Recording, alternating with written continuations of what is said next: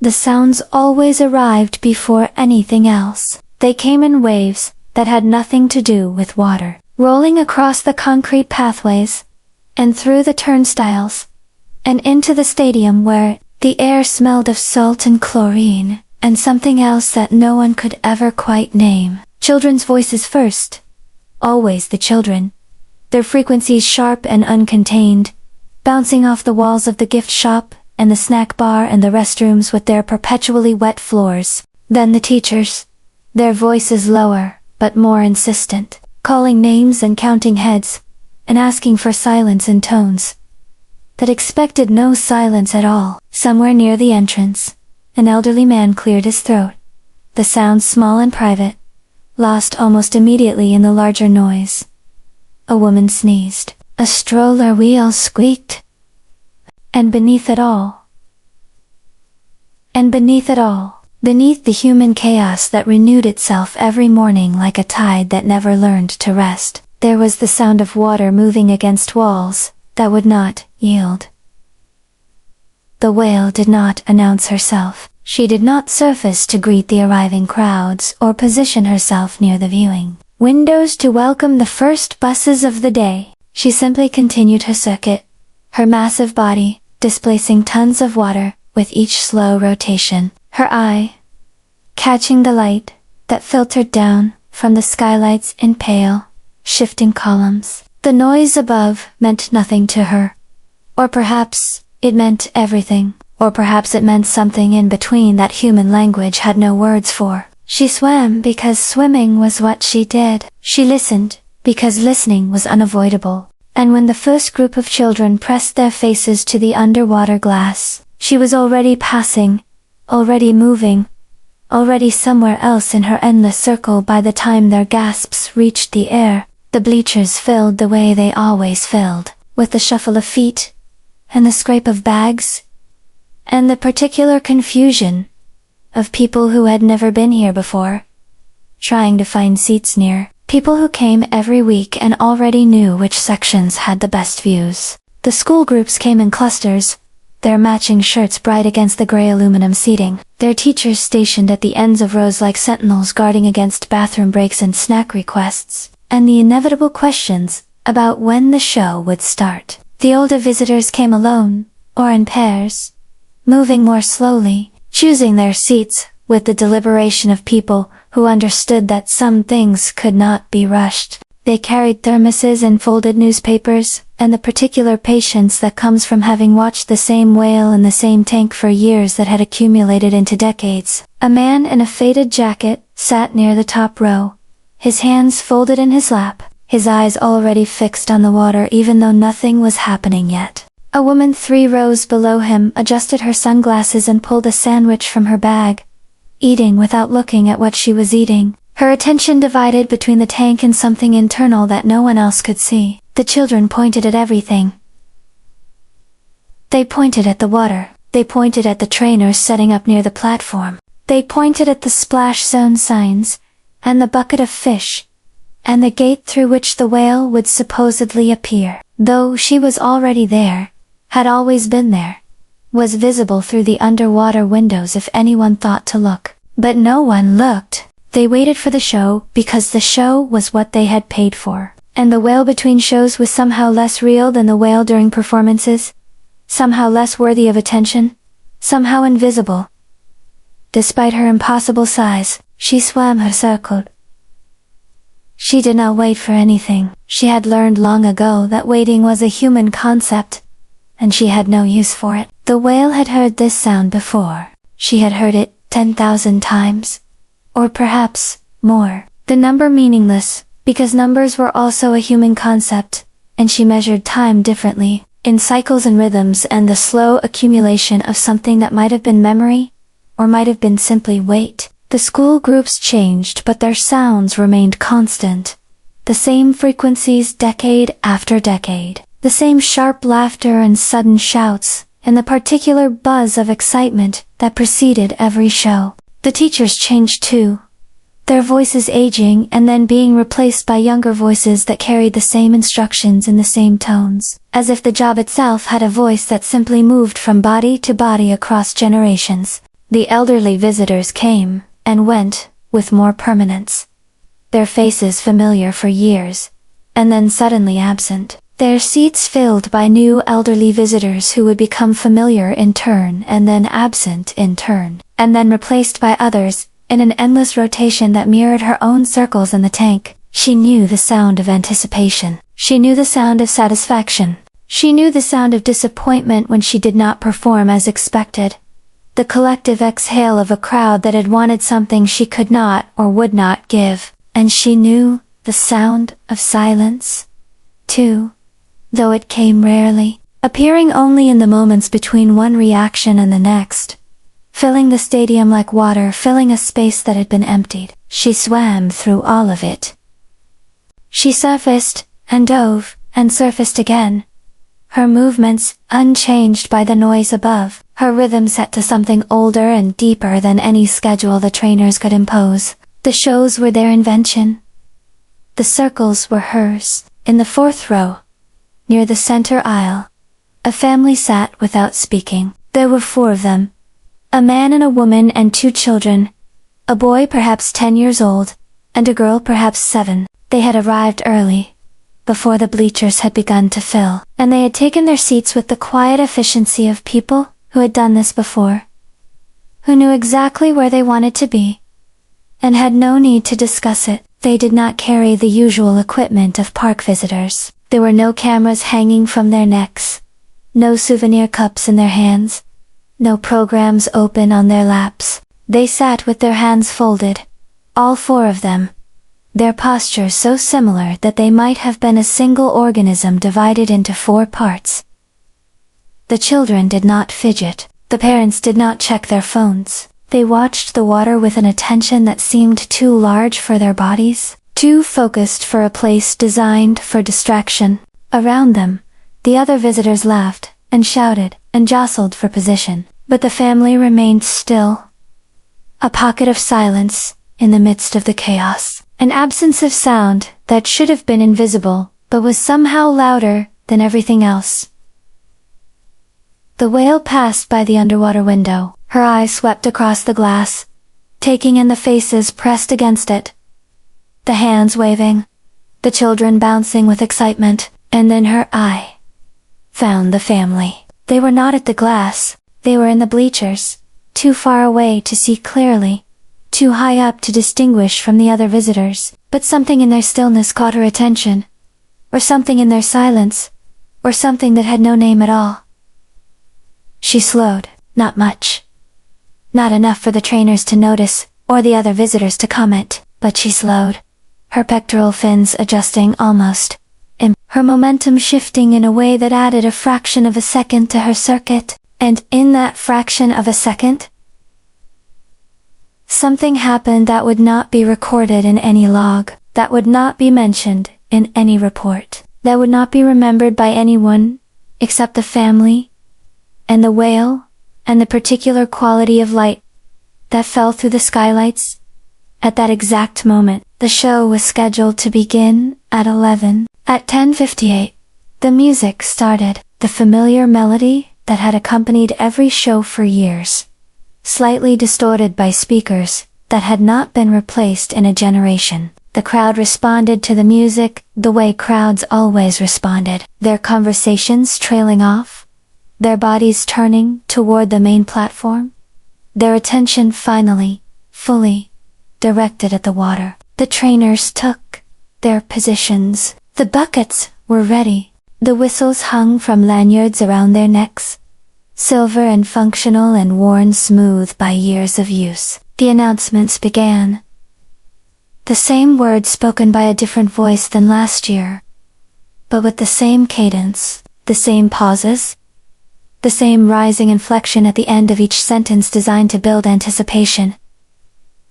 The crowd waited. The trainers waited. The music swelled toward its familiar crescendo, and the whale did not appear. She was there. Of course, she was always there, but she had settled near the bottom of the tank, her body suspended in the blue-green water, her flukes barely moving. The signal was given. She did not respond. The signal was given again, transmitted through underwater speakers that she had learned to recognize before most of the current trainers had been born. She remained still. The music continued. The crowd began to shift. That particular restlessness that comes when expectations are not immediately met. A child asked, loudly, why the whale wasn't coming. A parent shushed the child. Another child asked the same question. Another parent gave a different answer. Something about resting. Something about patience. Something that satisfied no one but filled the space where silence might have grown. The trainers exchanged glances. One of them spoke into a radio. Another moved toward the backup platform, where the dolphins waited, always ready to fill gaps in the program. The announcer's voice changed, almost imperceptibly, shifting from excitement to reassurance. The show will begin momentarily. Please remain in your seats. But the show did not begin. The whale did not move, and in the fourth row, the silent family watched without expression, their stillness now mirrored by the stillness in the tank. The applause, when it finally came, was scattered and uncertain. The dolphins had performed. They had leaped and spun and splashed the front rows with calculated precision, and the crowd had responded with the appropriate enthusiasm. But beneath the applause there was something else, a current of confusion that had not dissipated. A lingering question about the whale who had refused to participate. The trainers maintained their smiles. The announcer maintained his energy. The show concluded with the usual fanfare, the usual thank yous, the usual invitations to visit the gift shop, and return soon for the afternoon session. The crowd began to disperse, streaming toward the exits in the slow, shuffling way of people who were not quite sure whether they had gotten what they paid for. But the silent family did not move. They remained in their seats as the bleachers emptied around them. Their hands still folded, their eyes still fixed on the water. A staff member approached them eventually. A young woman with a clipboard and a concerned expression. She asked if they needed assistance. She asked if they had questions about the facility. She asked if everything was all right. The phrase carrying the weight of genuine uncertainty rather than mere politeness. The father looked at her. He smiled, but the smile did not reach his eyes. We're waiting, he said. For what? The staff member asked. The father did not answer. He turned back to the water, where the whale had finally begun to move again, her circuits resuming at their usual pace, her body passing the viewing window with the same rhythm it had maintained for decades. The staff member hesitated. She wrote something on her clipboard, and then she walked away, glancing back over her shoulder, unable to shake the feeling that she had witnessed something she did not understand. The years passed in sounds. They passed in the changing frequencies of children's voices, which grew slightly higher as each generation seemed to speak faster and louder than the one before. They passed in the replacement of the old speaker system, with a new one that was clearer, but somehow less warm. The music now, sharp where it had once been soft. They passed in the introduction of new announcements, new safety warnings, new reminders to silent cell phones that had not existed when the whale first arrived. They passed in the gradual disappearance of certain sounds, too, the retirement of particular trainers, whose voices had been part of the daily rhythm for so long, that their absence felt like a change in the weather. New trainers arrived with new methods and new philosophies, their voices carrying different accents, different cadences, different assumptions about what a whale could and should be asked to do. The bleachers were replaced. The old aluminum seating gave way to molded plastic, which gave way to a different kind of molded plastic that was supposed to be more comfortable, but felt exactly the same. The gift shop expanded, and then contracted, and then expanded again, its inventory shifting with trends that had nothing to do with whales and everything to do with whatever children were demanding that particular season. The parking lot was repaved, the entrance gates were automated, the restrooms were renovated with sensors that flushed automatically and dispensed soap without being touched. Everything changed. The whale did not change. She swam her circles. She responded to signals, or didn't respond, depending on factors that no one could predict, and no one could control. Her dorsal fin continued its slow collapse, curving further each year. A calendar of captivity written on her body. Her movements slowed, almost imperceptibly. A fraction of a second added to each circuit. A fraction of a second that accumulated into minutes and hours and days over the years, but she remained. She surfaced and dove. She ate what she was given and rested when she could rest, and she listened, always, to the sounds that never stopped coming. Another family sat in the fourth row. They were not the same family. They could not have been the same family, because years had passed and the children in the original family would have been adults by now, would have had children of their own, would have forgotten, or remembered, or both. But they sat in the same section, near the same aisle, with the same stillness that had characterized the family before them. There were 3 of them this time. A woman alone with 2 teenagers. A boy and a girl whose ages were hard to determine because teenagers always looked older or younger than they actually were. They did not carry cameras. They did not check their phones. They sat with their hands in their laps, their eyes on the water, their silence cutting through the noise of the crowd like a blade through fabric. The whale noticed. She should not have been able to notice. Not from that distance. Not with so many other faces and bodies and movements to process. But she slowed, just as she had slowed before, years ago, for a family she could not possibly remember. Her pectoral fins adjusted, her momentum shifted. She passed the viewing window with a fraction of a second's delay, her eye sweeping across the glass, finding the stillness in the bleachers as if it were a beacon she had been searching for without knowing she was searching. The teenagers did not react. The mother did not react. They watched the whale slow, and they accepted the slowing as if it were exactly what they had come for, as if the performance, and the dolphins, and the music, were all distractions from this single moment of recognition between a creature in the tank and a family in the stands. A trainer noticed the delay. She made a note on her tablet, a small notation about behavioral variance that would be filed with dozens of other notations and never analyzed in any meaningful way. The show continued. The family remained, and something passed between them and the whale that would not be named because naming it would have required understanding it, and understanding was not something that either party was offering. The decline was not dramatic. It did not announce itself with sudden collapses or emergency veterinary interventions. It arrived the way weather arrives, gradually and then all at once, visible in hindsight, but invisible while it was happening. The whale's circuits widened. She began to rest more frequently, hovering at depths where the light did not reach, her body still except for the slow movement of her flukes keeping her The trainers adjusted their expectations.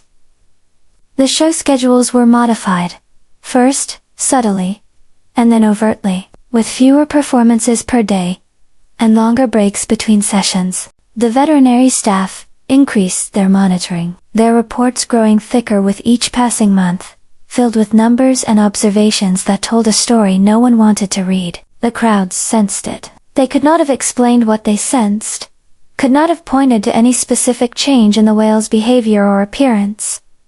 But they spoke more quietly, they applauded with less enthusiasm. They left the stadium with expressions that were thoughtful rather than excited, as if they had witnessed something other than entertainment. The elderly visitors stopped coming as frequently. Some of them had already stopped coming entirely, their absence permanent and unremarked. The ones who remained sat in their usual seats, with a heaviness that had nothing to do with their age, and everything to do with the knowledge that they were watching something end. The gift shop sales declined.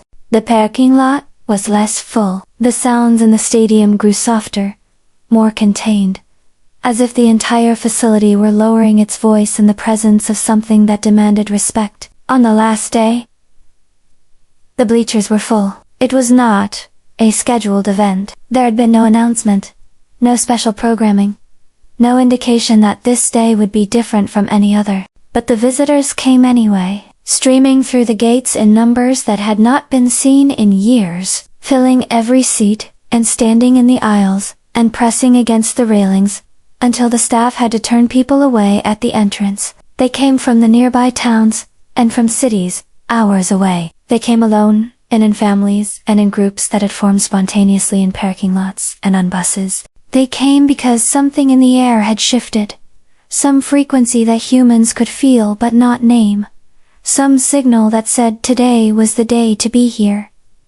The whale surfaced at noon. She rose slowly. More slowly than she had ever risen before. Her body angled toward the bleachers, as if she were looking for something specific among the hundreds of faces. The crowd fell silent. Not the partial silence of anticipation, not the distracted quiet of people waiting for entertainment, but a complete and total absence of sound that pressed against the ears like water pressure at depth. No one applauded. No one spoke. No one moved at all. The entire stadium frozen in a collective stillness that mirrored the stillness of the silent families who had come before. The whale exhaled. The sound was audible in the silence. A long, slow release of air that carried with it something that might have been exhaustion, or might have been relief, or might have been something else entirely. She remained at the surface, longer than usual, her eye visible above the waterline, sweeping across the crowd with an attention that felt deliberate. And then, without drama, without any of the theatrical flourishes that had characterized her performances over the decades, she slipped beneath the surface and continued her circle. The crowd watched her go. They watched the water settle. They watched the light shift on the surface, as clouds passed over the skylights. And then, one by one, they began to clap. It was not the applause of entertainment. It was something older and more fundamental. A sound that humans have made since before they had language. A sound of acknowledgement and gratitude and grief. The applause continued as the whale completed her circuit. It continued as she passed the viewing window. It continued as she dove to the depths, where she had spent so many hours resting. And when she finally surfaced again, at the far end of the tank, the applause faded naturally into silence. Having said everything it needed to say, the facility closed early that day. The staff did not explain why, and the visitors did not ask. They filed out through the gates, with the quiet efficiency of people who understood that some things did not require explanation. The parking lot emptied. The gift shop locked its doors. The stadium lights dimmed, leaving only the underwater illumination casting its blue-green glow across the empty seats. The whale continued her circles. She did not know that the bleachers were empty. She did not know that the sounds would not return tomorrow, that the gates would remain closed, that the decisions made in offices far from the water would change everything. She only knew that the noise had stopped, and the silence had come, and her body continued to move through the water because movement was what she had always done. A single trainer remained. She sat on the platform where she had stood for years, her whistle still around her neck, her bucket empty beside her. She did not give signals. She did not expect responses. She simply sat, watching the whale swim, her breath matching the rhythm of the water, as if she were trying to synchronize something that could not be synchronized. The sun set. The skylights grew dark. The only light came from beneath the surface, illuminating the whale from below, casting her shadow upward against the underside of the water, like a creature from a different world. The trainer stayed until someone came to tell her the facility was closing. She looked at the water one last time, and then she walked away, her footsteps echoing in the empty stadium, the sound fading as she passed through the gate, and into the corridor and out of the story entirely. In the underwater viewing corridor, a maintenance worker made his final rounds. He checked the seals on the windows. He noted the temperature readings. He performed the tasks that would need to be performed, regardless of what tomorrow would bring. The whale passed by the glass as he worked, her eye level with his own for a fraction of a second before she continued on. He paused. He pressed his hand against the acrylic, feeling the cold that seeped through from the water beyond. The whale did not slow for him. She did not recognize him as anything different from the thousands of other faces that had pressed against that glass over the years, but he stood there anyway, watching her disappear into the blue-green depths, wondering what she saw when she looked out at the world that had contained her for so long. The corridor lights flickered. The filtration system hummed. The water moved against the glass, with a sound that was almost like breathing. The worker withdrew his hand. He made a note on his clipboard. Something about the seals being in good condition. Something that would be filed and forgotten. And then he walked away, his footsteps fading, leaving the corridor empty, and the whale alone with the silence she had always known. The years that followed were filled with changes that the whale would never see. The facility closed permanently. The tank was drained and filled with concrete. Cheaper than removal, the engineers explained. The stadium was demolished and replaced with a plaza that faced the ocean. The real ocean. The one that stretched to the horizon, without walls. Benches were installed. Informational displays were erected. Their texts carefully worded to explain what had been here, and why it was gone. Visitors came occasionally, drawn by curiosity or memory or the particular light that fell on the water in the late afternoon. They read the displays. They sat on the benches. They looked out at the sea and tried to imagine what it must have been like to watch a whale in a tank, to applaud for behaviors that were neither natural nor necessary, to participate in something that seemed normal at the time, and incomprehensible in hindsight. The silent families did not return. They had scattered to different cities and different lives, the parents aging, and the children growing up, and the memory of the whale fading into the general background of childhood experiences that are remembered imprecisely and rarely discussed. But sometimes, in moments of stillness, one of them would pause. They would be at a beach, or a pier, or a ferry terminal. Somewhere the water was visible, somewhere the horizon stretched without interruption, and they would feel something. A presence, or an absence, or something in between. A sensation that they could not name, and did not try to name because naming it would have required understanding it. They would remember the whale slowing. They would remember the silence in the bleachers. They would remember the way time had seemed to freeze, just for a moment, as if the universe itself had paused to acknowledge something that was happening between a creature in a tank and a family in the stands, and then the moment would pass. The waves would continue, the wind would blow, and they would move on, carrying the memory with them like a weight that was not quite heavy enough to notice, but never quite light enough to forget. The whale is gone now.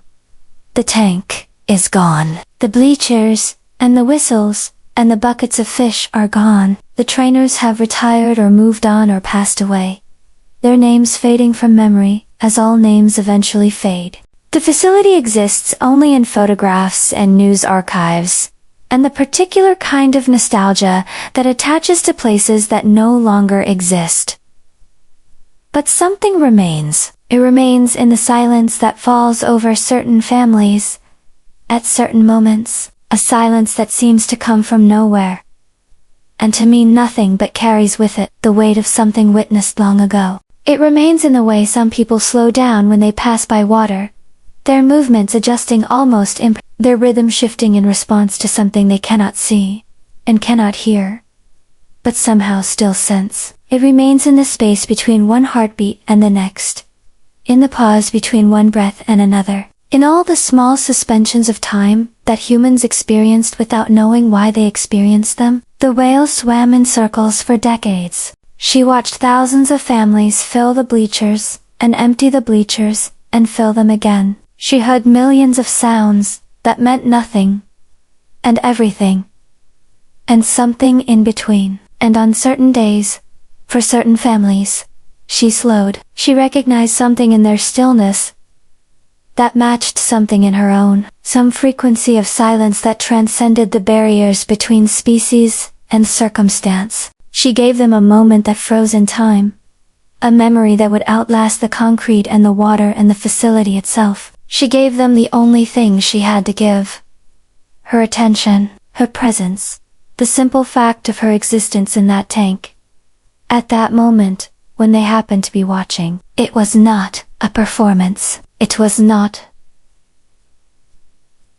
a trick. It was something older and more fundamental, a recognition that passed between beings who could not speak each other's language, but understood each other anyway. The families carried that moment with them when they left. They carried it through the years that followed, through the changes and the losses and the ordinary accumulation of days that make up a life, and somewhere, in the silence between their words, the whale continued her circuit, passing the window where they had once been sitting, slowing for a fraction of a second, forever frozen in the time of the park that no longer exists but will never entirely disappear.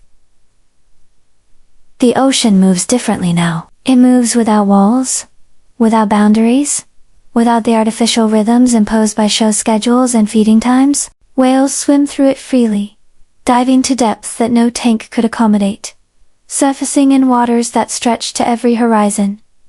They do not know about the whale in the tank. They do not know about the silent families, or the frozen moments, or the decades of circles that led nowhere and everywhere at once. They carry only what the ocean gives them.